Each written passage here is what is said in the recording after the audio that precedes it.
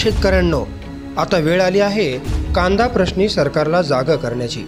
कांद्याला योग्य हमीभाव, स्थिर आयात निर्यात धोरण, कांदा निर्यात शुल्क माफी आदी मागण्यांसंदर्भात शेतकरी पुत्र डॉक्टर श्याम पगार यांच्या नेतृत्वात कांदा क्रांती अभियान दिनांक 1 जुलै रोजी ठिकाण चांदवड, 1 जुलै ते 4 जुलै लाक्षणिक अन्नत्याग आंदोलन।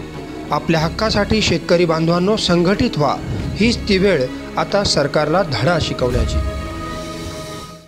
कांदा प्रश्नी सरकारच्या अनिश्चित अशा धोरणामुळे शेतकरी वर्ग होरपळतोय। कांदा प्रश्नी शेतकऱ्यांना न्याय मिळवून देण्यासाठी कांद्याला योग्य हमीभाव मिळावा, निर्यात शुल्क माफ करावं, स्थिर आयात निर्यात धोरण आखावं आदी मागण्या घेऊन शेतकरी पुत्र डॉक्टर श्याम पगार यांच्या नेतृत्वात नाशिकमध्ये राज्यातील सर्वात मोठं कांदा क्रांती अभियान उभं राहतंय। काय आहे हे अभियान, कसं आहे या अभियानाचं स्वरूप, जाणून घेऊयात डॉक्टर श्याम पगार यांच्या विशेष मुलाखतीतून। तर आपण कांदा प्रश्न गेल्या अनेक वर्षांपासून हाताळतो आहे। या लोकसभा निवडणुकीमध्ये जर बघितलं तर कांदा प्रश्न जो आहे तो पडसाद आपल्याला मोठ्या प्रमाणावर दिसून आले। निर्यात बंदी असो किंवा एक्सपोर्ट ड्युटी असो। तर आता आपण कांदा आंदोलन हाती घेतलेलं आहे, नेमकं हे कशा प्रकारचं आंदोलन आपल्या हाती घेतलं? बरोबर। तर कांदा क्रांती आंदोलन याचा जो आपण हे आंदोलन जे आपण सुरू करत आहोत त्याच्या पाठीमागची पार्श्वभूमी अशी आहे की आपल्याला प्रत्येक वेळेस कांद्याचे भाव पडले तेव्हाच आपण आंदोलन करतो आणि मग फक्त जेव्हा भाव व्यवस्थित असतात तेव्हा आपण त्याच्याविषयी जी काही उपाययोजना असतील किंवा त्याच्याविषयीच्या ज्या मागण्या आपण नीट व्यवस्थित मांडत नाही असा आमचा अनुभव आहे। म्हणून आम्हाला असं एक लक्षात आलं की आपण एक स्थिर आयात निर्यात धोरण मागितलं पाहिजे कांदा उत्पादक शेतकऱ्यांसाठी, जेणेकरून कांद्याचे भाव नेहमीसाठी स्थिर राहतील आणि नेहमी हे जे आंदोलन करावं लागतं ते करण्याची गरज पडणार नाही। आता आपल्याला सगळ्यांनी आपण बघितलं असेल की लोकसभाच्या निवडणुका झाल्या आणि त्यामुळे कांद्याचा प्रश्न त्यामुळे भरपूर गाजला, पण आता थोड्या दिवसांपुरतं फक्त कांद्याला योग्य भाव भेटून असं चालणार नाही। आज आम्ही जो कांदा लावतो आहे, ज्याचं उळं आम्ही आज टाकतो आहे, त्या उळ्याच्या नंतर जे काही कांदा तयार होणार आहे, कांदा उत्पादक शेतकरी तो कांदा जो तयार करणार त्या कांद्याला पण योग्य भाव नेहमीसाठी मिळायला पाहिजे, ही आमची त्याच्या पाठीमागची भूमिका आहे। आणि म्हणून आम्ही हे कांदा क्रांती आंदोलन हाती घेतले आहे, ज्याच्यामध्ये आम्ही सर्व समाजापर्यंत आमच्या मागण्या घेऊन जाणार आहोत। त्याच्या पाठीमागचे आमचे जे काही तर्क आहेत का आम्ही ही ज्या काही मागण्या करत आहोत त्या योग्य आहे अयोग्य आहे हे पण लोकांकडून आपण जाणून घेणार आहोत। आम्ही शेतकऱ्यांची भेटीगाठी करणार आहोत, प्रशासनापर्यंत आपण पोहोचणार आहोत, जे राजकीय पुढारी आहेत, अधिकारी आहेत त्यांना पण आपला विषय समजून सांगणार आहोत। कारण जोपर्यंत हा विषय तळागाळापर्यंत पासून तर वरती जे लोक बसलेले आहेत त्या प्रत्येक माणसापर्यंत पोहोचत नाही, त्याच्यातला जी तळमळ जोपर्यंत पोहोचत नाही तोपर्यंत मला असं वाटतं की न्याय भेटणार नाही। तर ते अधिक महत्त्वाचं आहे। कांदा क्रांती आंदोलन त्या संदर्भात आहे। कांदा प्रश्नी आजपर्यंत अनेक आंदोलनं झाली, शेतकऱ्यांनी रास्ता रोको केला, काही लोकांनी कांद्याच्या माळा गळ्यात घालून निषेध नोंदवला, परंतु तुमचं कांदा क्रांती आंदोलन ही कशा प्रकारची क्रांती असेल आणि काय संदेश तुम्ही या आंदोलनाच्या माध्यमातून सरकारला असेल, शेतकऱ्यांना असेल, ग्राहकांना असेल, काय संदेश येतात? कांदा क्रांती आंदोलन याच्यामध्ये क्रांती शब्द जो आपण घेतलाय त्याच्या पाठीमागं धोरण असं आहे की जो कांदा उत्पादक शेतकरी आहे त्याला आपण हे सांगणार आहोत की कांदा आपण उत्पादन करतो ते एक व्यवसाय म्हणून करतो आणि ते व्यवसाय करत असताना त्याच्या मालाला काय योग्य भाव मिळणार हे आपल्याला सांगण्याचं जे लोकांपर्यंत आपण बिंबवणार आहोत, शेतकऱ्यांपर्यंत पण हे पोहोचवणार आहोत, जेणेकरून कांद्याची रिलेटेड जे अर्थशास्त्र आहे ते जेव्हा एकदा समजेल तेव्हा आपल्या मागण्या ज्या आहेत त्या कशा योग्य आहेत हे जेव्हा कळेल तेव्हा त्या तळमळीने जेव्हा शेतकरी एकत्र येऊन शासनाबरोबर या मागण्या मांडतील त्यावेळी मला असं वाटतं त्या मान्य होतील आणि एक शेतकऱ्याच्या आयुष्यामध्ये कायमस्वरूपीचा एक बदल होईल।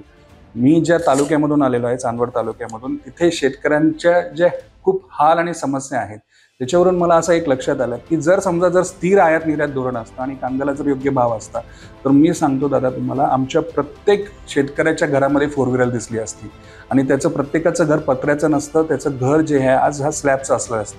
पण हे असं होत नाहीये कारण कांद्याचे जे आयात निर्यात धोरण हे सारखं बदलत असतं। तर हे सारखं बदलू नये। तुम्ही जर 2020 मध्ये जर कांदा तुम्ही जर समजा जीवनावश्यक वस्तूंमधून काढून टाकलेला आहे, तसं असताना सुद्धा आज का असं होतंय की शेतकऱ्याला योग्य भाव मिळत नाही, त्याचं कारण आहे की हे निर्यातीचं धोरण। जर हे निर्यातीचं धोरण जर स्थिर करण्यात आलं, 7-12 जो झाला, जसा 9-11 झाला होता तसा 7-12 मागच्या वर्षी झाला आपल्याकडे, 7 डिसेंबरला कांदा निर्यात एकदम बंद करण्यात आली। कुठल्याही प्रकारचं लोकांना किंवा व्यापाऱ्यांना किंवा शेतकऱ्यांना म्हणजे कुठली गोष्ट न सांगता ते अचानक बंद करण्यात आलं। हे अचानक बंद केल्यामुळे त्याचा परिणाम असा झाला की कांद्याचे भाव एकदम 50% 50% पण अधिक पडले आणि मग त्यामुळे शेतकऱ्यांचं नुकसान झालं, व्यापाऱ्यांचं नुकसान झालं, व्यापाऱ्यांचे हितसंबंध तिथे वरच्या आंतरराष्ट्रीय स्तरावरती बिघडले आणि ह्या सगळ्याचा परिणाम शेवटी कुठे होतो तर जो काही त्याचा तळागाळातला जो शेतकरी आहे त्याच्या पूर्ण जीवनमानावरती हा परिणाम होतो. म्हणून आपलं जे म्हणणं आहे कांदा क्रांती का आहे की जर हे स्थिर आयात निर्यात धोरण झालं तर शेतकऱ्यांची परिस्थिती ही 360 डिग्रीने बदलणार आहे आणि असं जर होणार असेल तर मला वाटतं ही एक मोठी क्रांती असेल शेतकऱ्याच्या आयुष्यामध्ये. त्याच्या मालाला हमीभाव मिळणं हे फार महत्त्वाचं आहे.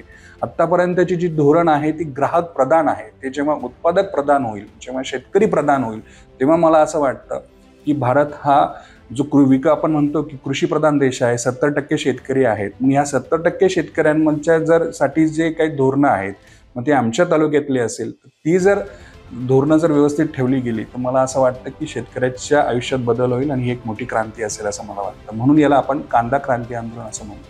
कांदा प्रश्नावर अनेक आंदोलनं होतात, बरोबर, परंतु ते होतात आणि संपून जातात. नक्की. तर आपण या आंदोलनाच्या माध्यमातून वेगळं असं काय करणार आहोत की सरकारला आपण या माध्यमातून काही सूचनांचा काही प्रस्ताव देणार आहोत का की यावर काय उपाय नक्कीच आहे असं काही आपण या माध्यमातून? नाही, यामध्ये आपण असा विषय घेतलेला आहे की 2-4 गोष्टी असतात ज्याच्यामुळे बऱ्याच वेळा एक तर निर्यात बंदी असते, त्याच्यामुळे कांद्याच्या भावावरती परिणाम होतो, तसेच निर्यात शुल्क असतो.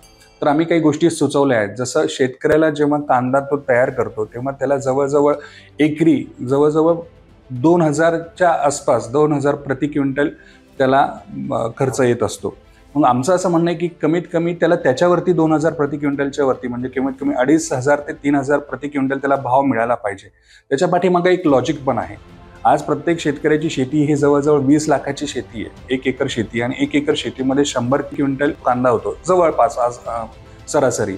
जर त्याच्यातून योग्य भाव मिळायचा असेल ते 20 लाख रुपये त्याने बँकेत ठेवले तर त्याला त्याच्या पाठीमागे 1.5 लाख रुपये असे काही घाम न गाळता मिळणार आहे. मग माझं असं म्हणणं आहे की जर तो 100 क्विंटल त्या 1 एकरात तयार करतो तर त्याला कमीत कमी तुम्ही 2000 क्विंटल जेव्हा भाव द्याल तेव्हा 2000 किंवा 2500 क्विंटल जेव्हा तुम्ही भाव द्याल, माफ करा 2500 क्विंटलच म्हणणं योग्य ठरेल, तर 2500 क्विंटल जेव्हा तुम्ही भाव द्याल तेव्हाच त्याच्या मेहनतीचं किंवा त्याला थोडंफार त्याच्यामध्ये त्याच्या खर्चाव्यतिरिक्त आणखीन काहीतरी मिळेल असं मला वाटतं. म्हणून आमची अशी मागणी आहे की 2500 प्रति क्विंटल त्यांनी कमीत कमी हमी भाव देणं गरजेचं आहे.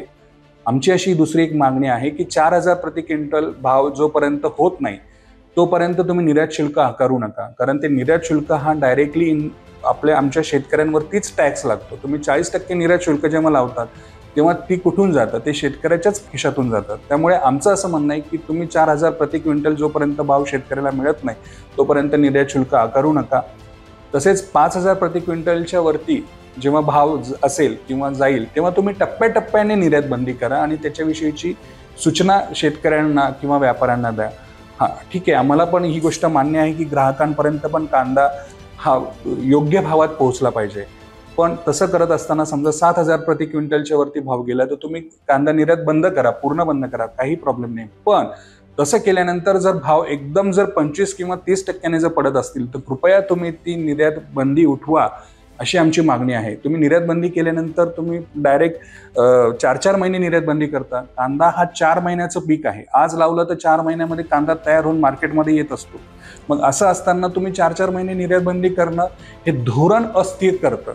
म्हणून आम्हाला असं म्हणणं आहे की तुम्ही 4-4 महिन्यासाठी निर्यात बंदी करू नका. तुम्हाला लक्षात आलं की याच्यामुळे भाव पडले, शेतकऱ्यांच्या खिशात पैसे नाही जाते, तर तुम्ही ती निर्यात बंदी लगेच उठवली पाहिजे. तर ही आमच्या मागण्या आहेत, आमच्या ज्या मुख्य मागण्या आहेत त्याच्यामध्ये आहेत आणि त्याच्याविषयीची काही जी निवेदनं आहेत आम्ही ती शेतकऱ्यांपर्यंत आणि प्रशासनापर्यंत पोहोचवण्याचा आम्ही नक्कीच प्रयत्न करतो.